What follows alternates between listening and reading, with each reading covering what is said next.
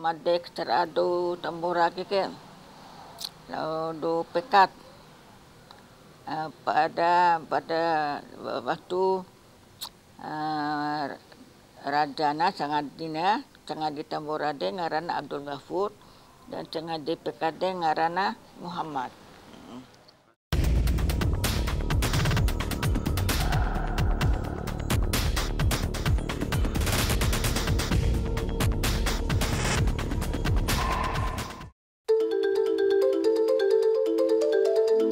Gunung Tambora, sebuah gunung yang menjadi bagian dari busur Sunda yang membentuk rantai selatan Kepulauan Indonesia.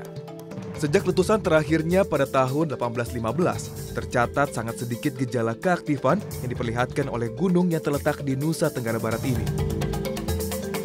Tertidurnya Tambora selama berabad-abad membuat gunung ini mendapat julukan sebagai The Sleeping Giant atau raksasa yang tertidur.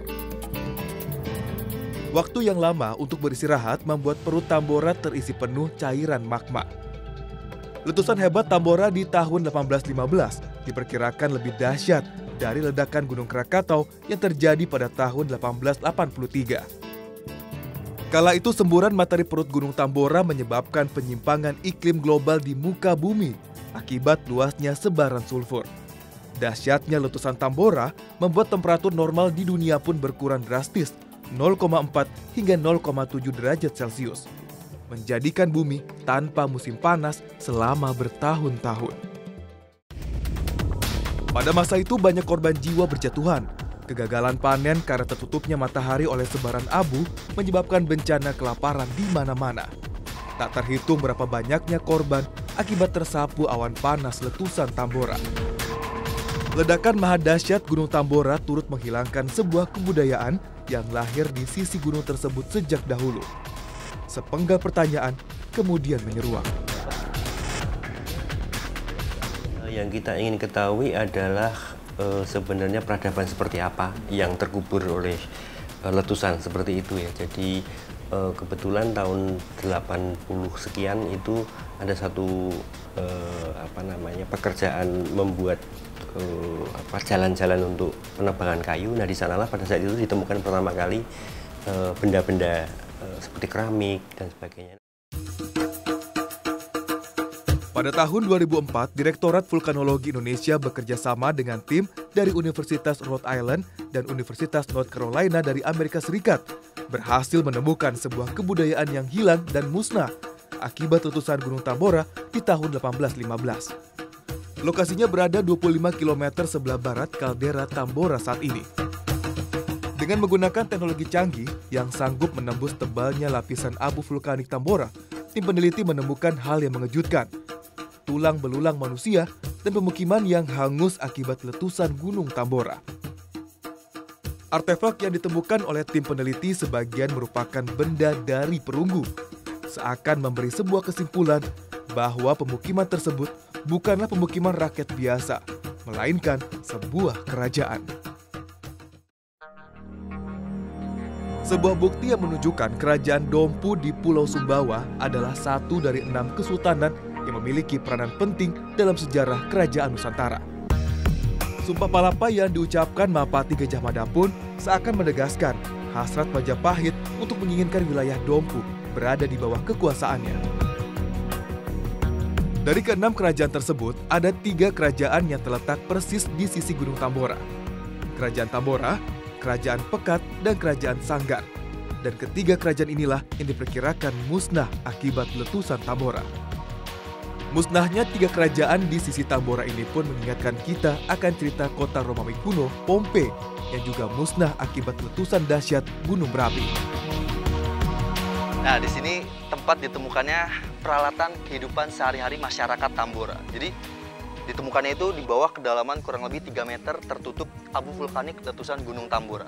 Jadi, selain di sini, ditemuin juga ada perumahan, tengkorak, bahkan peralatan-peralatan lain seperti guci dan segala macam itu tertimbun juga. Jadi bisa dibilang kita nih sedang berada di atas pemukiman masyarakat Kerajaan Tambora sebelum meletus pada tahun 1815. Kerajaan Tambora dahulu dikenal sebagai Kerajaan Kangkelu. Pome Pires, seorang penulis asal Portugal mencatatkan kerajaan Kangkelu dalam bukunya Suma Oriental. Buku ini adalah sebuah naskah yang berisi informasi tentang kehidupan di wilayah Asia Timur dan Asia Tenggara pada abad ke-16. Namun sayang, tidak semua penemuan dapat didokumentasikan atau diselamatkan untuk penelitian selanjutnya. Warga sekitar Tambora yang menemukan penemuan-penemuan tersebut kini lebih memilih untuk menjual artefak ini kepada kolektor asing yang justru akan memutus rantai penemuan yang lebih besar. Kalau begitu ada penawaran Master Eri untuk dibeli, semuanya dikasih Kak? Iya, semuanya dikasih, diberi berapa. Terus datang berikutnya lagi dari mana saja itu, cari barang, nanti ada juga yang bertahan. Macam-macam ini namanya masyarakat. Sampai sekarang itu barang yang bagus-bagus utuh. Dari 3 kerajaan yang terkena semburan panas letusan Gunung Tambora, ada satu kerajaan yang tidak menghilang sepenuhnya, Kerajaan Sanggar. Pusat ibu kota Kerajaan Sanggar yang kini menjadi sebuah kecamatan dapat disebut sebagai sebuah artefak hidup dan saksi kebudayaan yang hampir punah. Di sini, kita masih dapat menemukan rumah panggung layaknya pemukiman yang ditemukan terkubur di sisi Gunung Tambora. Beberapa makam kerajaan dapat dijadikan petunjuk awal penemuan berikutnya. Lokasi Kerajaan Sanggar yang berada dekat dengan pantai pun meninggalkan sebuah benteng pertahanan yang masih berdiri tegak menghadap ke laut lepas. Indikasi untuk menunjukkan bahwa pusat Kerajaan Sanggar ditandai dengan benteng istana. Ya. Di benteng istana itu luasnya 379 panjangnya, lebarnya 279. Posisi benteng istana berada di sekitar pelabuhan laut ini, ya, sekitar 1 kilo dari pelabuhan Borok. Peradaban menjadi sebuah jejak sejarah dari kebudayaan manusia yang terus berkembang. Perlahan tapi pasti berjalan menuju masa depan. Beragam penemuan peninggalan masa silam seakan memberi jawaban dari pertanyaan dari sebuah rahasia yang harus diungkap.